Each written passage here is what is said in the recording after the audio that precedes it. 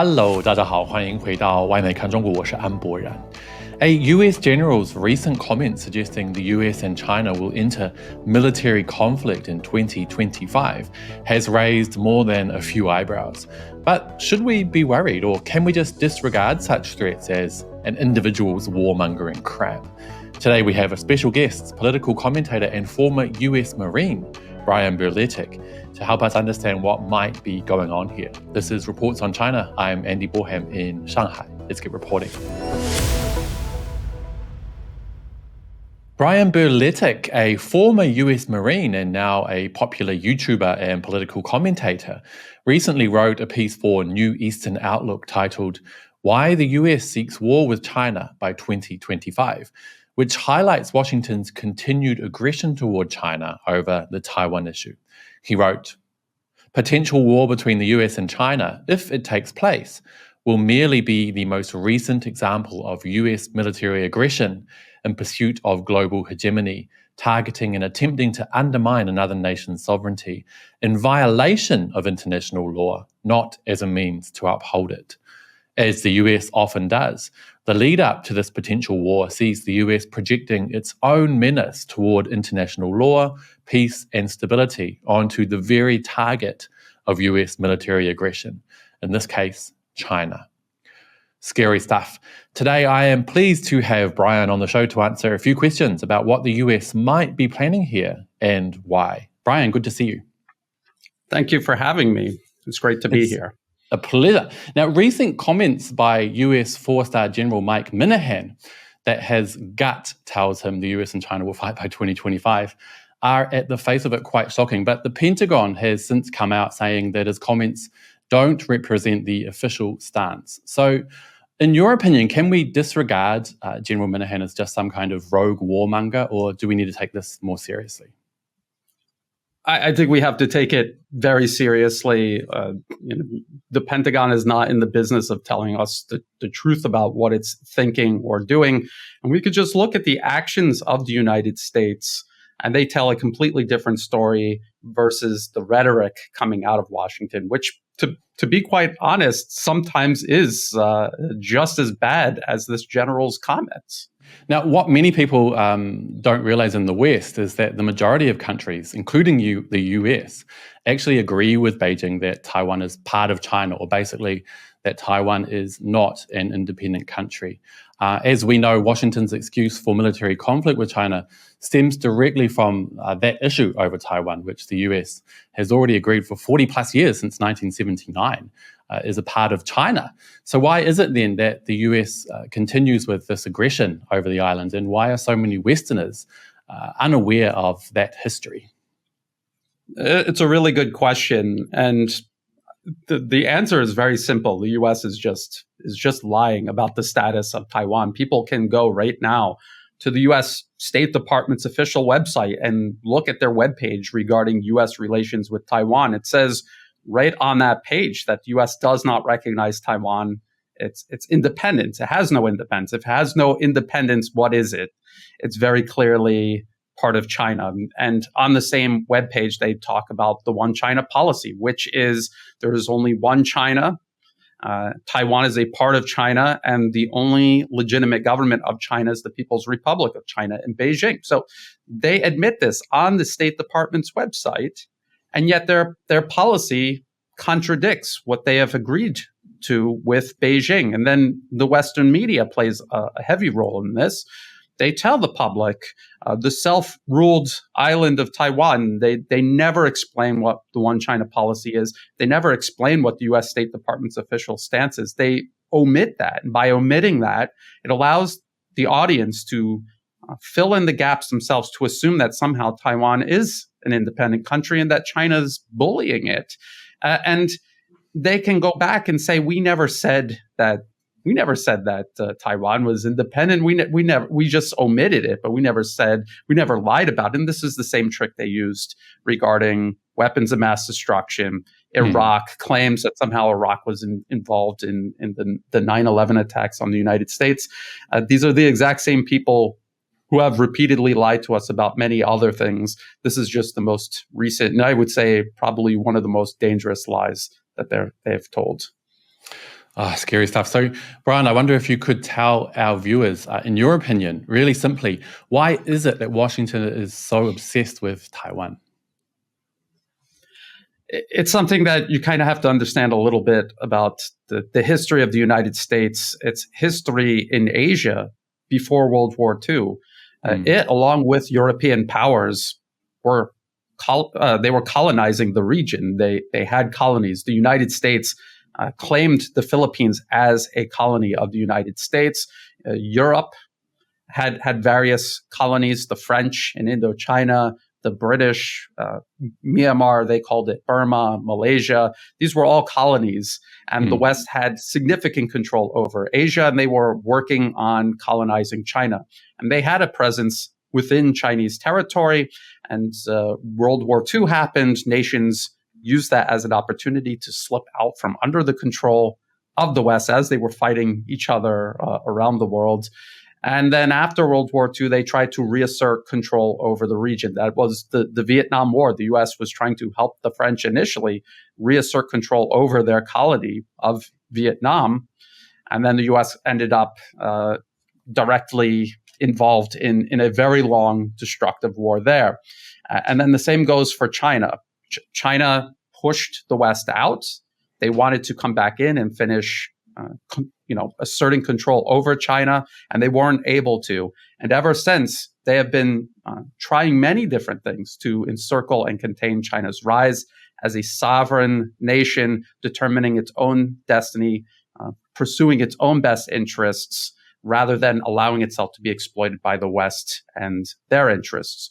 Taiwan has played a very key role in this because of its proximity to the rest of China. Imagine if the United States could set up a military base right there, right off the coast of the rest of China, how valuable that would be. And they have their bases in South Korea and Japan. They're working on expanding a military presence in the Philippines, all so they are able to project military power against China, thousands of miles away from U.S. shores.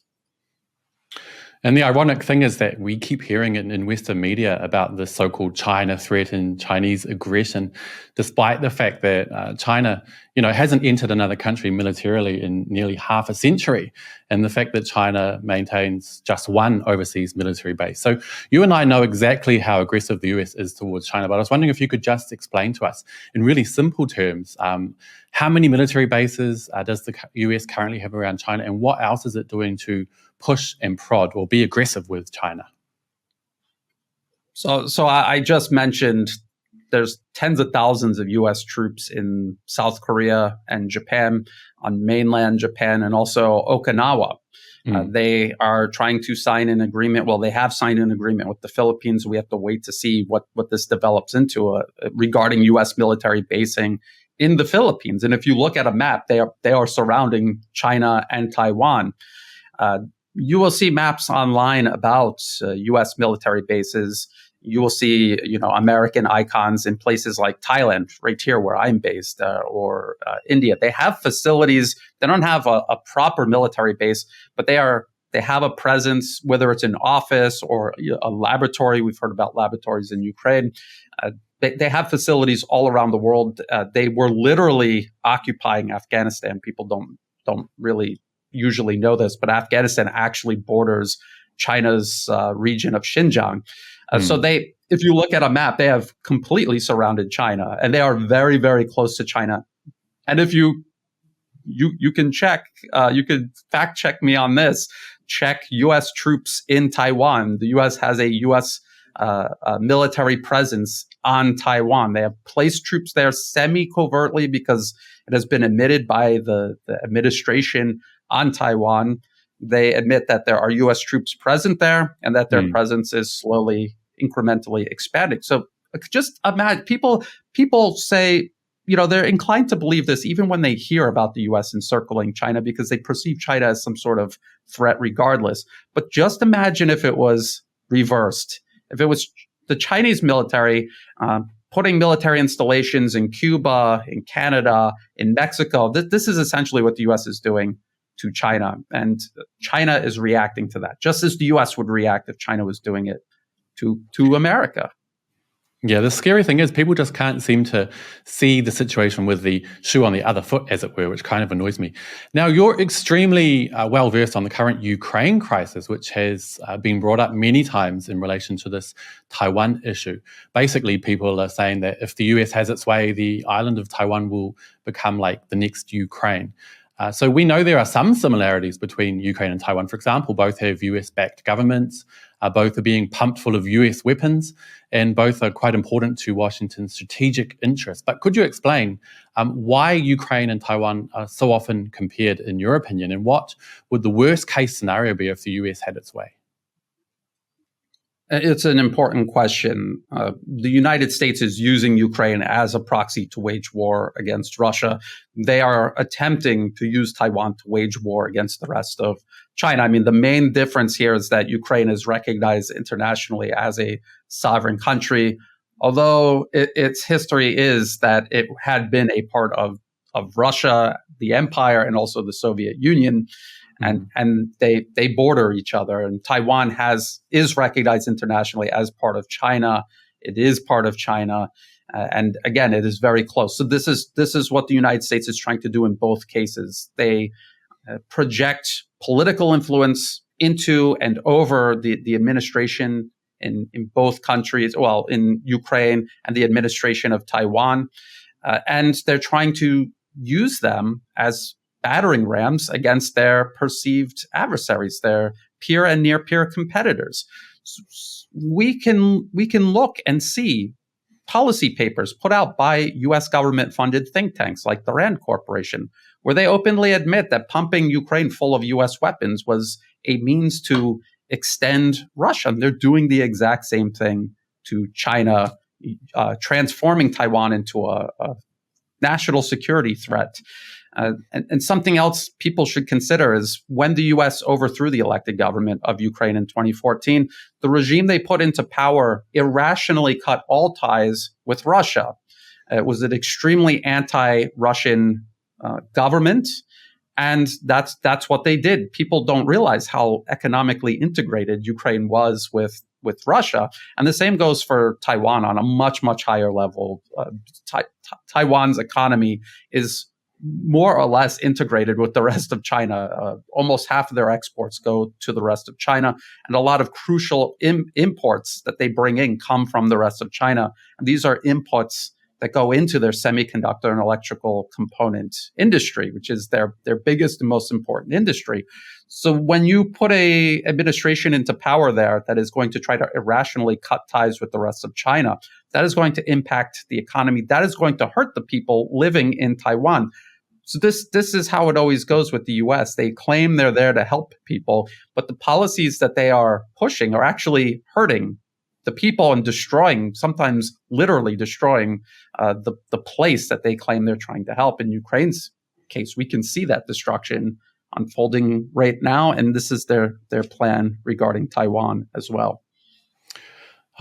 Yeah, you can see, especially with dialogue being cut off. Of course, the DPP hasn't had official communications with Beijing for a few years now, which is a scary thing. Now, in a recent piece that you wrote for New Eastern Outlook, you explained how China is portrayed as aggressive, dangerous, and unruly to the international world order in Western media and by Western powers. You wrote that despite serial provocations, Beijing has exercised exemplary patience and restraint. So just for anyone watching who isn't sure, has China acted aggressively in your opinion? And is China a military threat to the US in any way?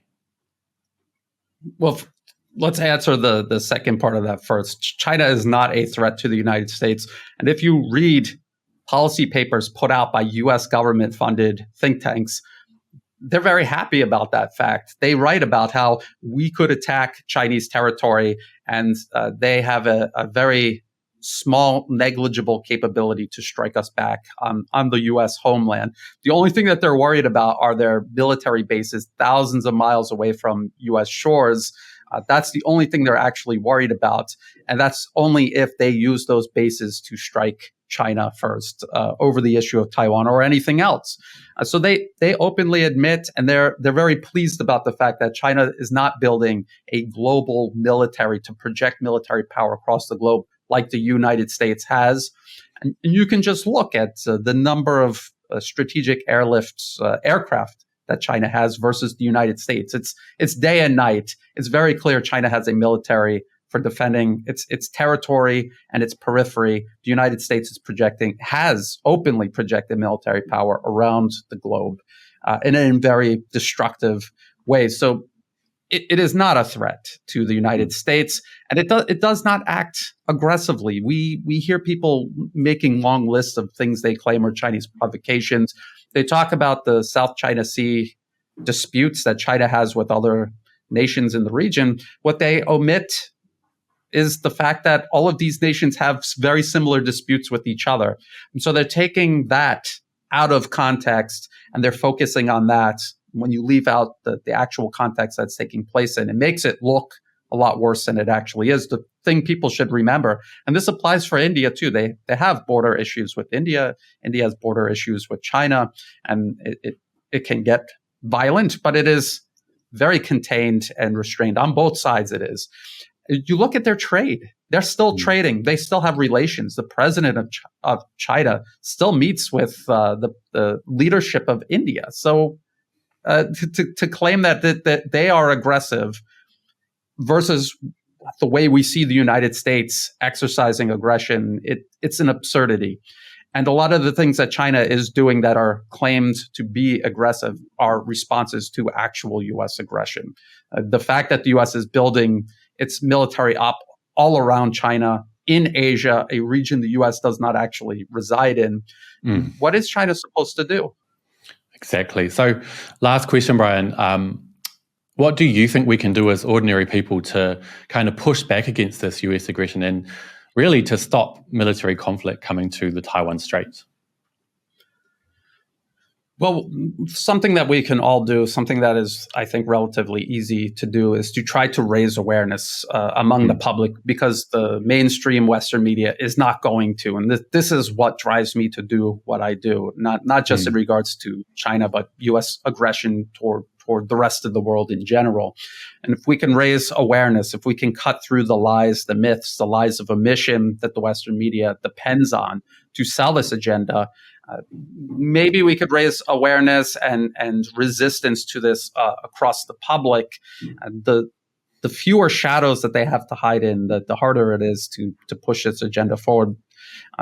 Other things that we can do is look at the corporate interests that are driving this. These are U.S. and Western corporations that fund these think tanks that come up with these ideas. Look at them and try to think of ways we can direct our time, energy, money, attention away from them and toward alternatives to create a balance of power. Because up until now, these Western corporations have concentrated wealth, power, and influence in their hands in a very disproportionate way, which is what allows them to act with impunity and carry out these foreign policies that are extremely hypocritical. One thing that I wanted to mention is one last thing I would like to throw in there is if people read these think tanks and their policy papers, at this point, they're admitting that the U.S. military, because we heard this general say war with China by 2025, and the implication is that China is going to provoke war with the U.S. by 2025. In reality, it's the U.S. that's out of time. China grows stronger economically, militarily.